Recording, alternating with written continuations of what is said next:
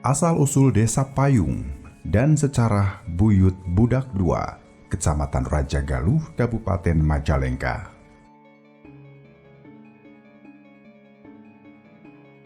Sejarah kebuyutan Budak II tidak terlepas dari perjalanan dua budak yang sebenarnya merupakan orang tua kerdil bernama Mbah Wironoto dan Mbah Wirokromo yang mengiringi seorang waliullah utusan Kanjeng Sunan Gunung Jati, Cirebon, menuju ke pertemuan para wali di puncak Gunung Ciremai.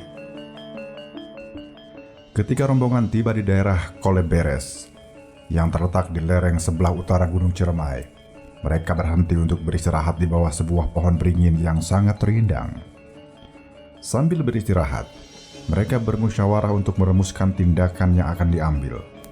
Selanjutnya mereka melanjutkan perjalanan menuju puncak Gunung Ciremai. Setelah melepas lelah, mereka melanjutkan perjalanan. Tanpa disadari, sebuah payungnya tertinggal di tempat mereka beristirahat. Hingga sekarang, payung tersebut berubah menjadi batu payung yang terletak di Sindang Pano.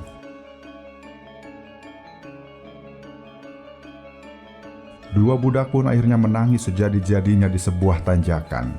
Saking kerasnya, tangisan suaranya pun mirip bang bara atau kumbang, dan tanjakan tersebut kini dikenal dengan nama Tanjakan Si Bang Bara. Rombongan pun akhirnya memutuskan untuk tidak mengambil payung yang tertinggal. Mereka lebih memilih untuk melanjutkan perjalanan.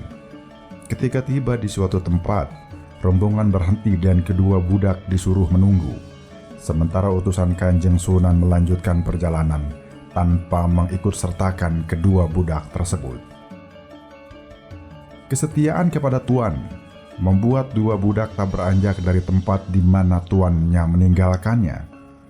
Hari berganti hari, penantian pun tak kunjung pasti karena tuannya tak pernah kembali. Sampai pada suatu hari, karena kesaktian kedua budak tersebut, nurus bumi atau amblas ke dalam perut bumi. Dan kejadian tersebut tidak lepas dari perhatian pembuat gula aren yang sedang mengambil nira di atas pohon aren. Tempat tersebut diberi ciri atau tanda, dan sampai sekarang tempat tersebut dikenal dengan Kabuyutan Budak II.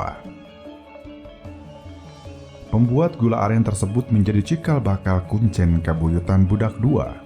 Seiring dengan berputarnya waktu, penguasa Koleberes pun berganti.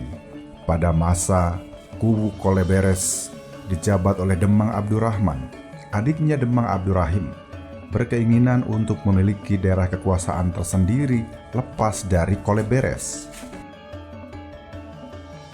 Atas kebijakan Demang Abdurrahman, keinginan itu pun diluluskan. Demang Abdurrahim dipersilahkan untuk menentukan batas wilayah sendiri. Nama wilayah yang akan Kiai Haji Demang Abdurrahim diberi nama Desa Payung, sebagai peringatan kepada payung yang tertinggal oleh dua budak. Sedangkan Koleberes diganti namanya menjadi Sindang Pano, yang berarti tempat singgah dan musyawarah yang diambil dari tempat rombongan dua budak beristirahat. Demikian asal-usul Desa Payung dan sejarah Kabuyutan Budak II, Kecamatan Rajagaluh, Kabupaten Majalengka. Wallahu a'lam.